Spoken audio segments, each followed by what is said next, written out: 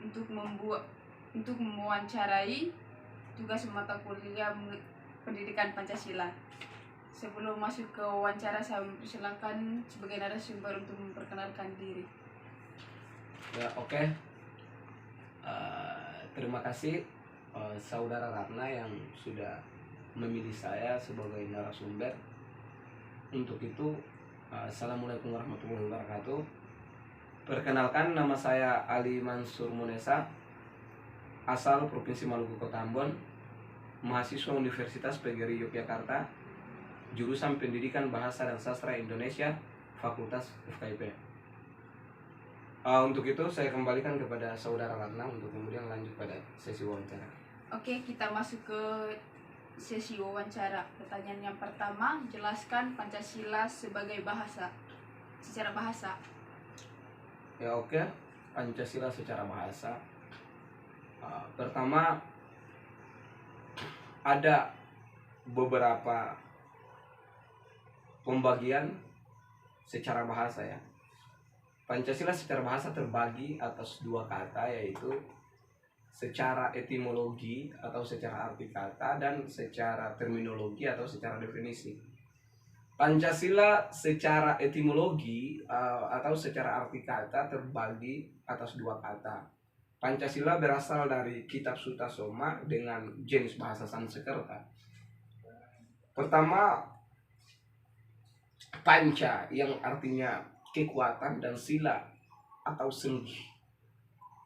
Maka sudah pasti bahwa di dalam Pancasila adalah 5 kekuatan atau 5 sendi yang tertera dalam poin-poin Pancasila, sehingga kita kenal bahwasanya Pancasila memiliki 5 sila.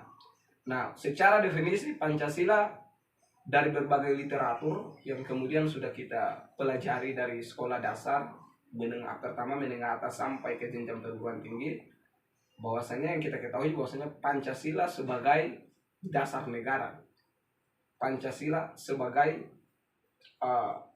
satu dasar filosofi untuk kemudian setiap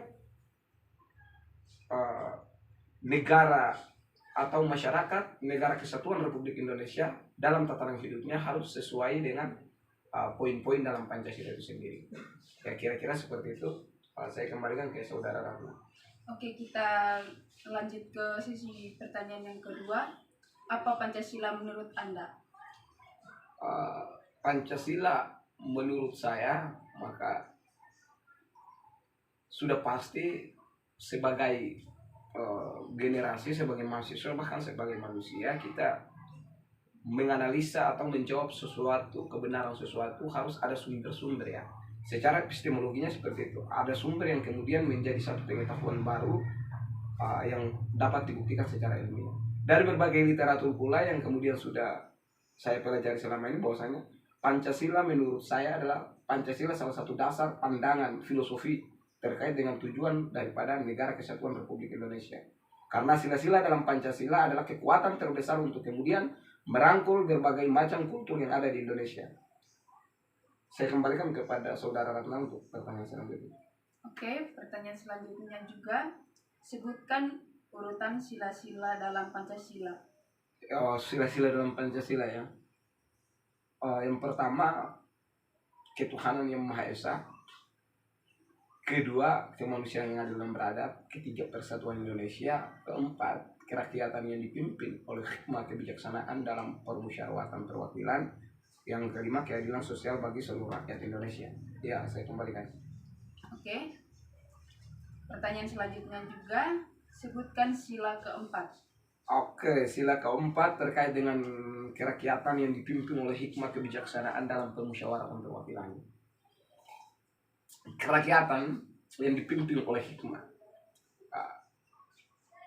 Indonesia dipimpin oleh satu orang karena dia adalah bentuk negaranya republik, maka di sini kita kenal bahwasanya ada satu kepala yang kemudian menahkodai kita semua, yaitu presiden. Dan seorang presiden dia adalah satu tingkatan yang kemudian mampu menjalankan hikmah atau kebenaran untuk kemudian kesejahteraan masyarakat. Dan seorang pemimpin itu dipilih secara musyawarah berdasarkan aturan secara konstitusional di dalam suatu negara hukum. Maka kira-kira yang dipimpin oleh hikmah kebijaksanaan dalam permusyawaratan perwakilan artinya seseorang yang dipercayakan untuk memimpin dan memegang kekuasaan untuk kemudian menjalankan amanat seluruh masyarakat negara Republik Indonesia. Dia pun dipilih berdasarkan musyawarah mufakat sesuai dengan amanat konstitusi. Saya kembalikan. Oke, pertanyaan selanjutnya. Apakah kakak sepakat dasar negara kita adalah Pancasila? Tolong jelaskan. Kalau bicara dasar negara kita adalah Pancasila atau tidak, kita ini generasi yang kemudian sudah beberapa jauh sebelum kita sudah ada para founding father yang kemudian merebut kemerdekaan pada saat sebelum kemerdekaan 1945, di zaman-zaman sebelumnya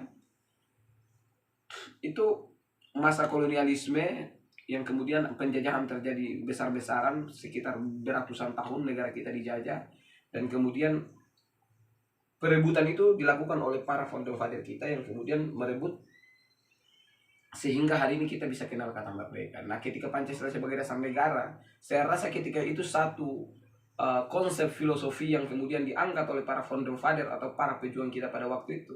Sebagai generasi tinggal bagaimana kita mengkaji itu sesuai dengan kaidah-kaidah ilmu pengetahuan, kaidah-kaidah filosofi.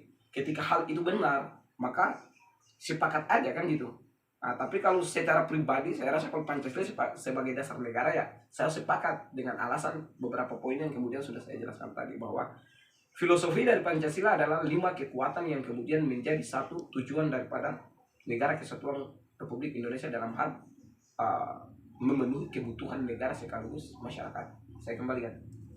Oke, pertanyaan selanjutnya. Bagaimana pendapat Anda apabila Pancasila atau dasar negara kita diganti? Tolong jelaskan. Ya, Pancasila atau dasar negara kita diganti ya aja bisa diganti. Yang tidak bisa diganti itu adalah pembukaan. Gitu. Kalau Pancasila mau diganti, maka sebagai negara yang backgroundnya hukum, negara hukum, maka kita harus kembali pada konstitusi. Cek kembali aturan-aturan yang menjelaskan tentang pergantian Pancasila. Kalaupun di dalam konstitusi menjelaskan ada, ya bisa diganti. Kalau tidak, ya tidak bisa. Karena kita akan terikat pada aturan.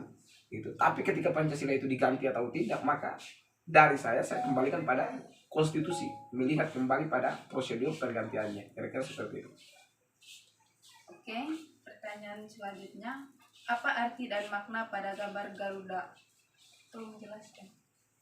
Kalau burung Garuda secara literatur, bahwasannya burung Garuda melambangkan kebesaran, keluasan daripada bumi pertiwi. Kemudian kenapa burung Garuda itu berwarna emas? Karena memang melambangkan bahwasannya negara kesatuan Republik Indonesia memiliki sumber daya alam yang begitu besar, memiliki sumber daya alam yang begitu banyak, emas, perak dan lain-lain, tambang dan lain-lain.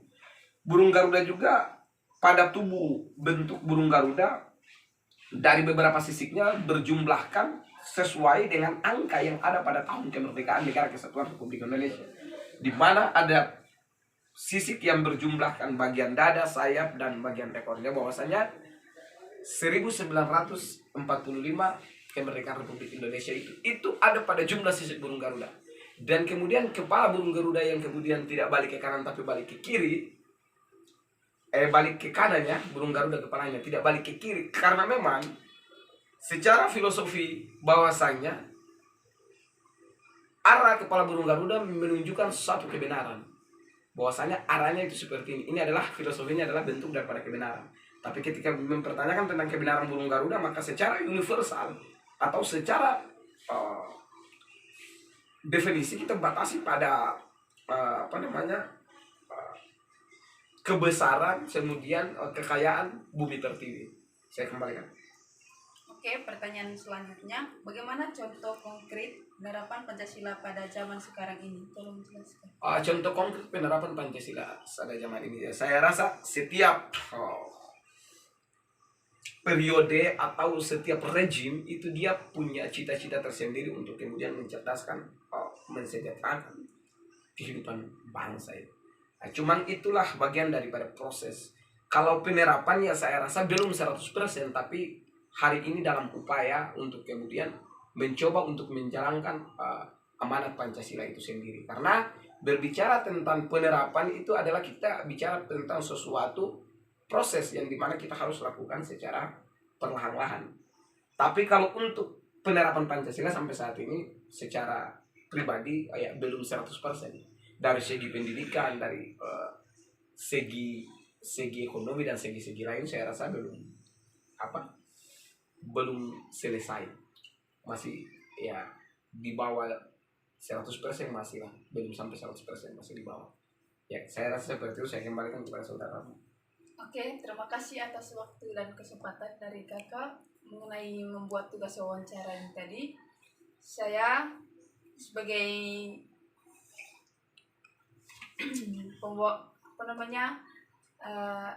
adik, saya sangat bangga dengan kakak karena penjelasan dari kakak sangat menarik buat saya, dan sangat berterima kasih buat kakak atas waktu dan kesempatannya.